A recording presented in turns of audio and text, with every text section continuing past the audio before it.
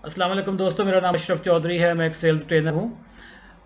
ये video number 108 है और इसमें मैं आपके साथ जो चीज़ शेयर करने लगा हूँ। मुझे अक्सर ईमेल्स आती हैं, मैसेजेस आते हैं कि जी हम इतनी जगहों पे अप्लाई करते हैं लेकिन हमें कभी कोई रिस्पांस नहीं आता। ये वीडियो इसी चीज़ के बारे में है कि लोगों को जॉब एप्लीकेशन पे रिस्पांस क्यों नहीं आता।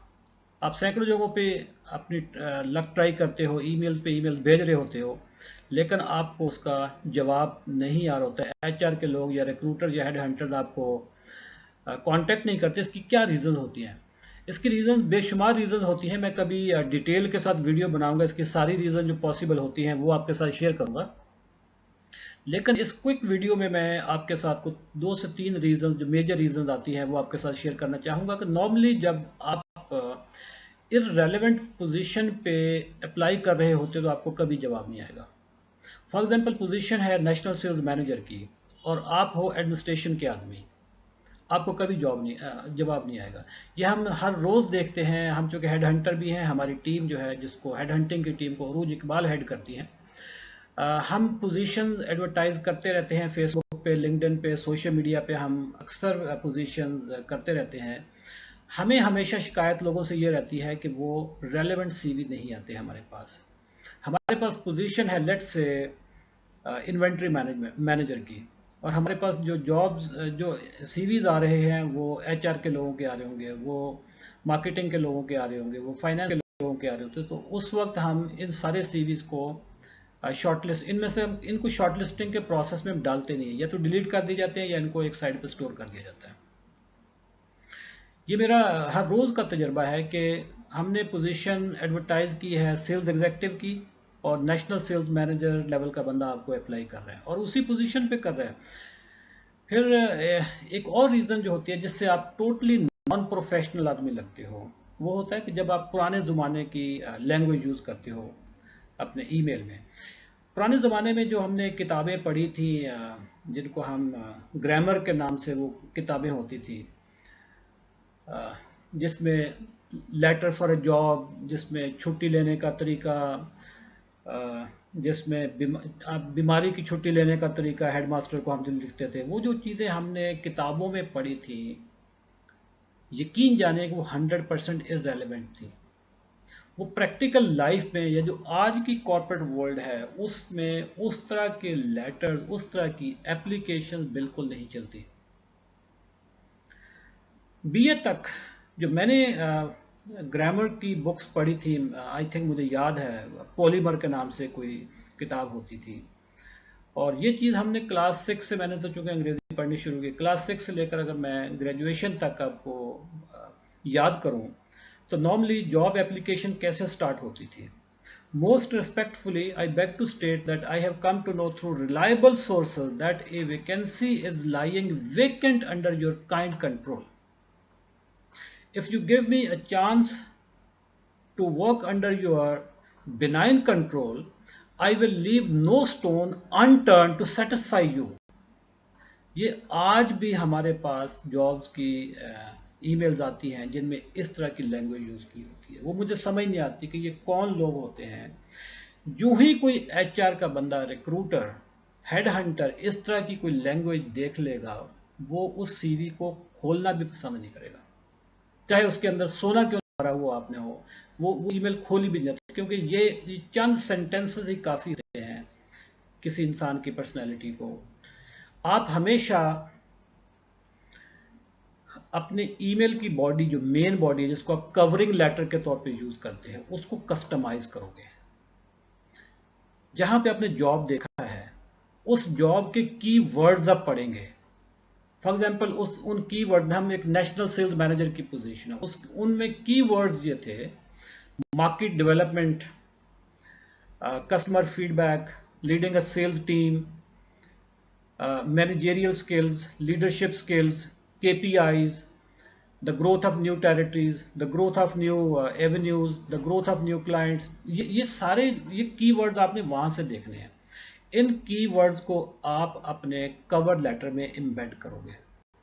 आप बताओगे कवर लेटर में कि following are the reason that why you should call me for the interview. ये कवर लेटर में आप लिख रहे होंगे। जो कवर लेटर वो होता है जो आप ईमेल की मेन बॉडी होती है। और उसके बाद फिर आपका सीवी होगा। सीवी आपका हमेशा कस्टमाइज्ड होना चाहिए। सीवी कोई ऐसा नहीं होता है to whom it may concern, ये कोई सर्कुलर नहीं होता। सीवी आपका ब्रोशर होता है। ब्रोशर आप उसी बंदे को भेजते हो जिसको भेजने की जरूरत होती है, अदरवाइज वो फेंक देता है। आप अपने सीवी को कम से कम भी कोई 10 से 20% इसको जरूर कस्टमाइज करें। उसकी जो जॉब अपॉर्चुनिटी जहाँ पे भी आपने पढ़ी है, उसके जो की वर्ड्स हैं उनको आप आपके सीवी का जो ओपनिंग है उसमें आप एम्बेड करें। आपका 90% या 85% सीवी डॉक्यूमेंट आपका स्टैंडर्ड होगा, बट आपने कहीं पे कस्टमाइजेशन जरूर करनी होती है।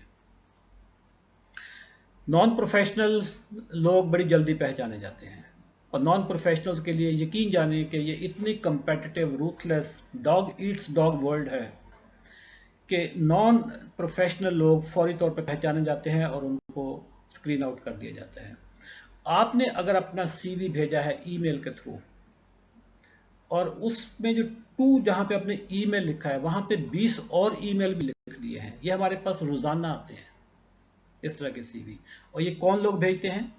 ये वो लोग भेजते हैं जिन्होंने एमबीए और बीबीए किया है। ये जितने प्राइवेट इदारे हैं लाहौर, कराची, इस्लामाबाद में, ये वहां से इन्होंने किया होता है। बीबीए एमबीए पे कम से कम 20 लाख रुपए ये लगाकर इनको इतना पता नहीं चलता, इनके टीचर्स भी इनको नहीं समझाते कि ईमेल में जब टू में आपने 20 ईमेल आईडीज नहीं लिखने होते। आपके दुनिया के मसरूफ तरीन आदमी हो कि आप 20 ईमेल जनरेट नहीं कर सकते दिन में आप जॉब हंटिंग के लिए।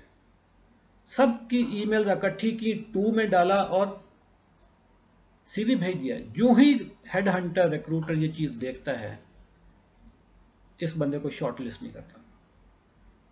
मैं इस वक्त नॉन प्रोफेशनल लोगों की बातें कर रहा हूँ। नॉन प्रोफेशनल में आपका जो ईमेल आईडी है जिससे आपका ईमेल जनरेट हो रहा है, आपका जो सेंडर्स नेम है या आपका ईमेल आईडी, ये बहुत शो करता है कि आप क्या हो। मेरे पास बहुत सारे ईमेल्स आते हैं जिस पे सेंडर्स का नाम या ईमेल आईडी ऐसे होगा cutepari@gmail.com, girlcrusher@yahoo.com, why boys have crushed at me@gmail.com, the WizKid of Pakistan hotmail.com। ये इस तरह के जितने भी, वो एक मुझे याद आ गया, अच्छा हुआ मौके पे याद आ गया। एक दफ़ा मुझे एक ईमेल आया, किसी लड़की का सीवी था, उस पर लिखा हुआ था जंगली बिल्ली @yahoo.com या hotmail.com। अब जंगली बिल्ली, भाई मेरा ख्याल है कि जब भी हमने ये ईमेल आईडी स्टार्ट किए थे, जब हम मैं तो खैर उस वक्त टीनेजर नहीं था, आज की जो जनरेशन है, जब टीनेज में आप अपना सीवी जनरेट करते हैं तो ये सब पे ये वक्त आता है। वो कोई जंगली बिल्ली होता है, कोई जंगली बिल्ला होता है, तो उस वक्त चल जाता है। बट जब आप एमबीए कर लेते हो, ग्रेजुएशन कर लेते हो, इंजीनियर बन जाते हो, तो उस वक्त आप जंगली बिल्ली नहीं रहते, उस वक्त आप जंगली बिल्ला भी नहीं रहते, उस वक्त आप प्रोफेशनल बन जाते हैं। प्रोफेशनल वर्ल्ड में जंगली बिल्लियों के लिए, जंगली बिल्लों के लिए कोई जगह नहीं है। दोस्तों, मुझे चूंकि ये बार बार मैसेजेस आते हैं लोगों के कि जी मैं इतनी जगहों पे अप्लाई करता हूँ, मुझे आता नहीं है, रिस्पांस नहीं आता, हेड हंटर्स मुझे रिस्पॉन्ड नहीं करते। मेरी ख्वाहिश है कि मैं कोई 1 या 1.5 घंटे की वीडियो बनाऊंगा जिसपे मैं सारी ये चीज़ें बड़ी डिटेल के साथ लिखूंगा। इस वक्त मैंने आपको मेजर चीज़ें बता दी हैं। जाते जाते ये वीडियो अभी 9 मिनट की होगी है, मैं इसको ज़्यादा लंबा नहीं करना चाहूँगा कि आप सिर्फ 1-2 चीज़ों का ख्याल रख लें और आपको इंटरव्यू की कॉल आना शुरू हो जाएगी। आपका सीवी इमेकुलेट हो, ये मेटिकुलस डॉक्यूमेंट होना चाहिए आपका। सीवी खोलें और पता चल जाए कि यार इस बंदे ने होमवर्क किया हुआ। उस पर जो आपने पिक्चर लगाई हुई है वो प्रोफेशनल पिक्चर लगी हुई होनी चाहिए। उसकी जो फ्रेजियोलॉजी है, उसके जो कीवर्ड्स हैं, जो पावर वर्ड्स हैं, वो सारे पता चलना चाहिए कि इस बंदे ने को अपना दिमाग यूज किया हुआ है। ये कॉपी पेस्टर नहीं है, ये प्रोफेशनल आदमी है। कवर लेटर में जो ईमेल की जो मेन बॉडी बनती है उसमें सिर्फ ये ना लिखना फाइंड अटैच्ड माय सीवी। ये आप एक बहुत बड़ा मौका ज़ाय कर रहे होते हो, आप अपना फर्स्ट इंप्रेशन जनरेट करने का मौका ज़ाय कर देते हो। उसमें आप कम से कम भी 200 वर्ड्स का राइट अप आप जरूर लिखें जिसमें आप अपनी रीजंस बताएं कि why your company should invite me for the interview, ये आप बताओगे तो मैं समझूंगा ना, वरना मैं कैसे समझूंगा।